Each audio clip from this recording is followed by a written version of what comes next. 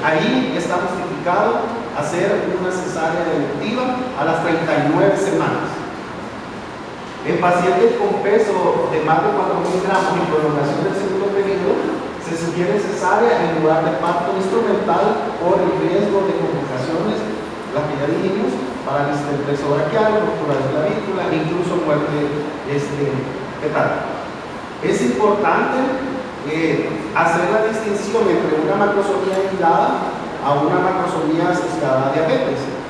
Recordemos que los hijos de las pacientes diabéticas se catalogan como macrosómicos asimétricos. ¿Y eso qué significa? Que ellos tienen una mayor cantidad de grasa en la cintura escapular y por lo tanto el riesgo de que haya una distocia de hombro es mucho más que un paciente, que un bebé que tenga una macrosomía simétrica. ¿De acuerdo? Entonces, la inducción del parto es el procedimiento dirigido a desencadenar contracciones para conseguir un parto por vía vaginal. Dado que la inducción es una intervención a un proceso fisiológico, siempre que se decide finalizar un embarazo de inducción es necesario cumplir con los tiempos. Primero, hay que explicar claramente a la paciente qué es lo que vamos a hacer. Como ustedes se habrán dado cuenta, cuando nosotros llegamos a recibir los turnos, cuando hay cambio de turno y usted le pregunta a la señora, señora, ¿qué le están haciendo? A saber, le dice, ¿y por qué está aquí? No sé, ¿verdad? Entonces, ahí existe la posibilidad, o yo me tomé todo el tiempo explicando y la señora no me entendió, ¿verdad? O realmente no le hemos explicado nada a la señora. Les digo esto porque las pacientes tienen la idea de que nomás le damos la primera toma de misoprostol, es magia, ¿verdad? Y ya viene el niño para afuera. Y ya cuando pasan 12 horas, 14, 16 horas, tanto ella como los familiares se empiezan a desesperar porque no está pasando nada, porque no ha dilatado, y lo que probablemente está pasando es que ellos no han entendido de qué se trata el procedimiento y cuánto se va a demorar. ¿Cuáles son las opciones para el manejo del dolor? Que es que una inducción no es sinónimo del 100% de posibilidad de parto vaginal. Esto depende de muchos factores, del grado de pálida de la señora, del estado de las membranas, si las membranas están enteras o rotas, de la edad gestacional. Recordemos que a menor edad gestacional las posibilidades de un parto vaginal van a disminuir. Puede ser un proceso que se dilate en el tiempo y en muchos casos el parto se producirá al día siguiente del inicio de la inducción. Las alternativas que tiene la paciente si decide no inducirse y prefiere esperar la inducción contando del parto, aquí, si estamos ante un macrosómico o ante una fetopatía diabética, no nos podemos dar este lujo, ¿verdad? Sino que llegamos a las 39 y hay que inducir. Si es diabética pregestacional con fetopatía, llegamos a las 37 y hay que inducir. Lo que la doctora preguntaba y tiene razón, ella dice que ella considera que 12 horas es un periodo bastante de tiempo para hacer una inducción. Aquí toda la literatura le dice, si las condiciones materno-fetales son estables y si usted tiene monitoreos que están normales y el bebé está bien, usted puede inducir y seguir induciendo al bebé hasta el tiempo que le dice. Ahora, si usted ya tiene trazo categoría 2, pierde la reactividad, empieza a tener desaceleraciones tardías o variables, allí es otra cosa, ¿verdad? No va a decir, tengo estos trazos feos, pero el protocolo dice 12 horas. No, eso se sale de la regla. Como nos decía el doctor Salinas, una inducción sin complicaciones donde hay una ruptura de membrana de justicia de oxitocina, ¿cuándo vamos a considerar inducción fallida? Fíjense que aquí hay bastante variabilidad en la literatura. Hay literatura que le dice que hasta 24 horas usted puede pasar induciendo a una paciente si el estado materno-fetal lo permite. Pero esta literatura que es del CLINIC de Barcelona nos dice que voy a catalogar como una inducción fallida, donde hay una ruptura de membranas después de iniciar la oxitocina, una fase de al menos 12 horas inmuníparas y 15 horas inmuníparas. Tiene que cumplir estas condiciones, tiene que tener ruptura de membranas y tiene que por lo menos tener 3 contracciones de 10 minutos para que consideremos que le hemos hecho el trabajo de parto. Luego dice que se define cuando después de 12 horas, más o menos 3 horas de inducción, con una dinámica uterina adecuada, en un periodo de 10 minutos no se consigue que la paciente entre en fase activa, o sea, más de 4 centímetros de dilatación, que es prácticamente el caso que les acabamos de presentar. La paciente nunca entró en trabajo de parto activo. La inducción fallida también se genera como una falla para generar contracciones regulares y cambios cervicales al menos 24 horas después de la realización de la oxitocina con ruptura artificial de membrana, siempre que sea viable y seguro, ¿verdad? Esto es lo que la evidencia dice.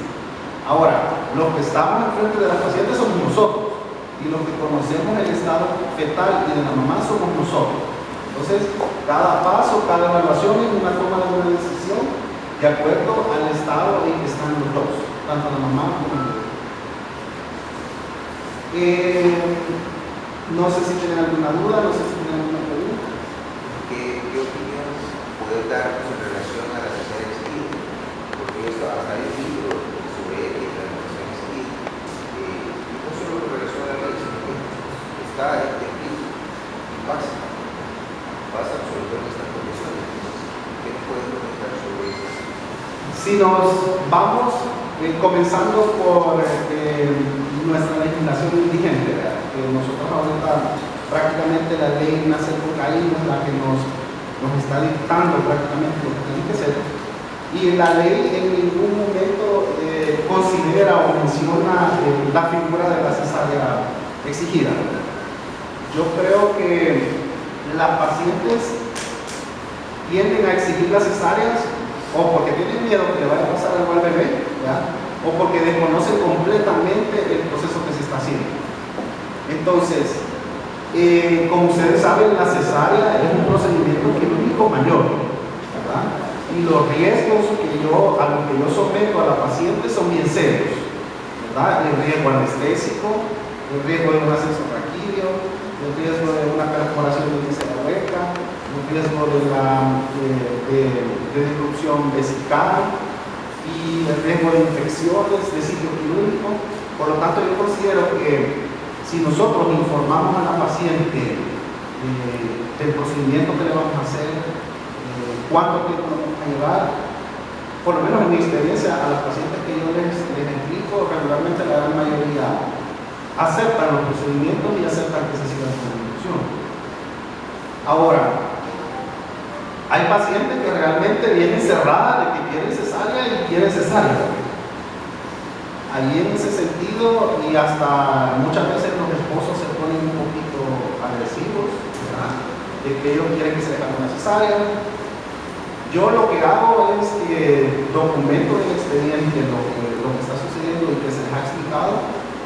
Y si aún con eso nosotros vemos que las pacientes no entran en razón, pues de igual manera yo no las puedo obligar a que se tomen el misoprostol o a que cumplan el protocolo. Así que ahí es una cuestión de la relación. Apoyando lo que nosotros salimos está diciendo, si vemos muchas necesarias que están viviendo los pacientes, son pacientes que llevan control paralelo con un médico particular. Y de afuera les están diciendo, mire, cualquier cosa le va a dar necesaria. Entonces, esta paciente ya viene con esa idea, ¿verdad? Entonces, debemos tener cuidado, porque muchos de los médicos en privado no están utilizando el protocolo de la ley. Entonces, ahí es donde nos vemos un problema nosotros a la hora de estar viendo pacientes a nivel institucional. Dos observaciones que me gustaría que comentaras. El hecho de que tenía una ultrasonografía que nos aportaba un servicio estimado de 4.300. 4.129. Bajo ese peso es que se catalogó que era una paciente con una mastectomía fetal. ¿Hay alguna forma para nosotros como afinar ese concepto de peso? Porque al final la cesárea es otro 1.600. Hay una diferencia como de 600 gramos. Es decir, que el diagnóstico de mastectomía fetal ya no se puede sostener ya con el producto fuera. Y segundo, ¿por qué no se le fue modificado el criterio de tratación? No que se le mantuvo durante el tiempo que estuvo en la labor con la misma dosis y recortando con la urgencia que la viabilidad. O sea, ¿cuál fue el motivo pues, de por qué no se aumentó ese criterio? ¿Por qué no tiene que aumentar? Fíjense que revisamos el expediente y realmente no hay ninguna explicación que justifique por qué no se aumentó el goteo.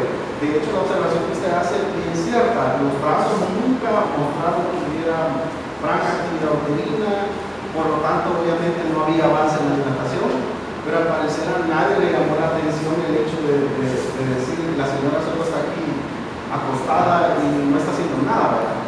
Nadie escribe poniéndose, no sé, de la oficina. Con respecto a la otra pregunta que usted hace, la señora tenía 2 ultrasonografías que le daban una altura de 4.000 gramos. Y la evidencia le dice que entre más cerca del parto esté, la ultra se va volviendo más sensible con respecto a lo que va a pesar el bebé. Entonces nosotros esperaríamos que entre más cerca del parto le damos una ultra, el peso sea más importante con lo que va a pesar. Lastimosamente en este caso no fue así, ¿verdad? No fue así y el peso salió una disparidad más o menos de 600. Y los observadores que la han tomado son personas que son muy confiables para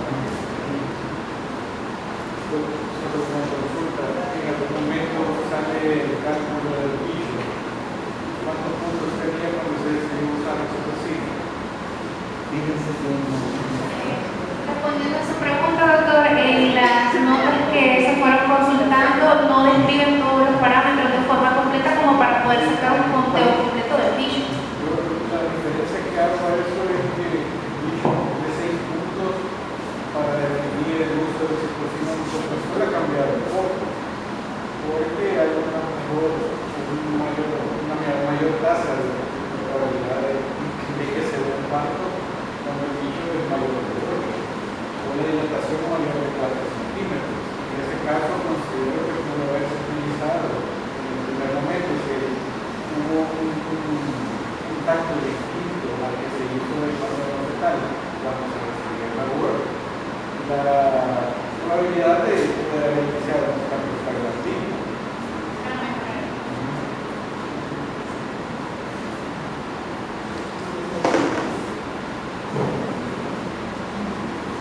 Algo que quisiera retomar y que me parece importante es de lo que señalaba Carlos también en cuanto a la ruptura de membranas, que tampoco se hizo. Pero si nos ponemos a ver que ni siquiera se le aumentó el conteo de oxitocina, o sea, realmente la paciente estuvo mal manejada dentro del proceso que se estaba realizando. Pero traigo a cuenta lo de la ruptura de membranas porque puede de repente surgir la confusión de que dentro del contexto de la ley la ruptura de membranas puede ser algo innecesario, pero aquí es donde está la parte que también el doctor Salinas mencionaba, o sea, el criterio clínico y la individualización de cada paciente debe siempre prevalecer. No se pueden estar dando líneas de acción para que se cumplan al 100% de las pacientes. Cada paciente tendrá que verse de forma individual. Desde el momento en que estamos induciendo un parto, estamos ya instrumentalizando o medicalizando una acción, se cambia de escenario y entonces en ese caso la ruptura de membranas sí puede ser parte válida de lo que se tiene que hacer. Lo traigo y lo hago, lo menciono porque definitivamente puede generar confusión. La verdad es que a veces es bien difícil fijar ideas porque muchos de nosotros queremos tener como protocolos establecidos con líneas de acción bien claras por el mismo temor que tenemos a que posteriormente puedan haber consecuencias. Pero de cualquier manera el criterio clínico también dentro de la ley es parte de lo que tiene validez y eso es una situación que siempre debemos tomar en consideración, la variabilidad que puede haber con cada una de estas situaciones que se nos presentan y las decisiones que también podemos tomar, porque esta situación es bien polémica de la cesárea exigida. Es una situación que también en el ámbito privado tiene otra connotación y a veces somos los mismos médicos los que estamos en el ámbito privado o estamos aquí y podemos actuar de diversas maneras. Entonces, como dijo el doctor Salinas, es una situación más que se pone a veces en nuestra contra. Por alguna razón, puedo o no entenderlo, la gente cree que los médicos que hacen o tienen su práctica privada pueden tener un nivel superior al que estamos trabajando institucionalmente. Y lo irónico, vuelvo a repetir, es que a veces somos los mismos, solo nos cambiamos de lugar. Y es el mismo doctor Turcio que ve aquí, pero también está en su clínica. O sea, sin embargo, a las personas en general y por diversas situaciones les parece que allá toman mejores decisiones que acá. Y eso, siempre lo he pensado, es algo que quizás con el tiempo hemos ido perdiendo, y es esa capacidad de convicción que nosotros los médicos tenemos con nuestras pacientes. La mayoría de las veces esto tiene que comenzar o comienza en las unidades médicas, en las clínicas comunales y en nuestra consulta externa. A lo largo del control prenatal, también como lo mencionaron, se debe ir exponiendo a las pacientes hacia lo que van, las posibilidades, tratar de irlas empoderando en que la manera más conveniente de finalizar un embarazo es a través de un parto vaginal y no una cesárea, porque la gente también tiene esa idea, que lo mencionaron, que la cesárea resuelve de inmediato las situaciones, más sin embargo no consideran los riesgos potenciales que tienen. Entonces hay mucho trabajo que hacer, que no es así como la parte científica propiamente dicha, sino que es una situación de comportamiento, es una situación de convicción, que cada uno de nosotros esté convencido de qué es lo que vamos a hacer con nuestros pacientes. Los médicos, eso siempre lo he pensado y creo que la mayoría compartirán este pensamiento, somos también educadores. Si nosotros no educamos a nuestras pacientes y solo nosotros nos quedamos con los conceptos, y la paciente, ¿y qué me dijo el doctor? No, él sabe, él me lleva mi cuadro, él conoce, y la gente no logra empoderarse de su propia situación, no vamos a lograr ese cambio también, porque esa parte es fundamental. Y yo, dentro de las muchas ventajas que tiene la ley, una de las cosas que personalmente creo que es un pilar fundamental es el hecho de tener ahí al familiar, porque podemos en tiempo real irle explicando cómo va el proceso, y cuando hay un cambio o algo se está saliendo de control, de la misma manera se le va diciendo. Entonces, esa es una posibilidad que antes solo en lo privado podía tener uno, pero hoy lo tiene acá. Y sí, realmente parecía bien feo que la persona dejara a su esposa y hasta el día siguiente, o mediante una llamada telefónica, se le dijera que algo había salido mal. Era lógico pensar de que creyera de que algo habíamos hecho mal, que le estábamos exponiendo información. Pero volvemos entonces al mismo punto, esa parte de la educación y de tratar de que la paciente no solo conozca, sino que entienda el proceso, es lo que puede ayudarnos a cambiar estas cosas, porque mientras eso no ocurra, la gente va a seguir viniéndonos a exigir cosas. Y nosotros nos vamos a estar enfrentando a ese dilema de si hacemos caso o no, porque si no hacemos caso nos va a demandar o va a hacer cualquier otra cosa, o va a hacer una publicación.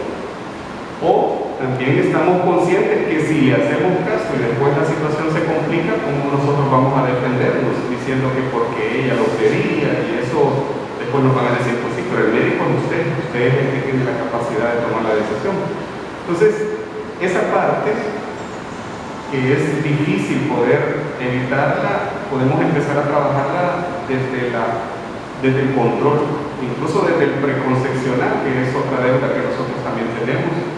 Tener un control preconcepcional con nuestras usuarias para desde entonces empezar a hablar sobre todo esto.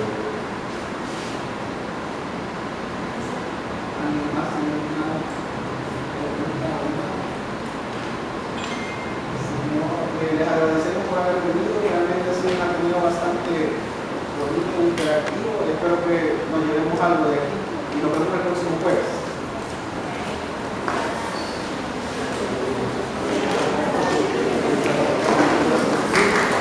Cortaste y volviste a empezar. Sí. La volviste.